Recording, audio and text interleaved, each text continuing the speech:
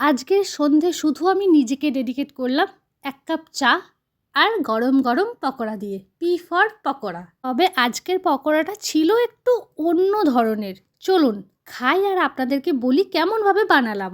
প্রথমেই বলি, বাঁধাকপির একটা সাইড আমি ছোট্ট করে কেটে নিয়েছি, সেটাকে একটু মোটা মোটা করে কেটে ধুয়ে পরিষ্কার করে নিয়েছি। এবার একটি পাত্রে বেসন, নুন, হলুদ, কালো জিরে, অল্প পরিমাণে একটু চিনি দিয়ে ভালো করে মিশিয়ে নিয়েছি। এবার শুকনো খোলায় কয়েক টুকরো শুকনো লঙ্কা দিয়ে নেড়ে চেড়ে নামিয়ে নেব। এতে গন্ধটাও কিন্তু খুব সুন্দর আসে। এবার দেব একটু খাবার সোডা আর কিছুটা চাল গুঁড়ো, আর দেব আদা রসুনের পেস্ট। উপর থেকে দিয়েছি কিছুটা কাঁচা লঙ্কা এবং সমস্ত কিছু ভালোভাবে দলিয়ে মেখে নিয়েছি। এবার বড় করে টুকরো করে রাখা বাঁধাকপিগুলো আস্তে আস্তে কিন্তু মাখাতে হবে। খুব বেশি চটকাবো না, তাহলে কিন্তু বাঁধাকপির থেকে জল বেরিয়ে যাবে।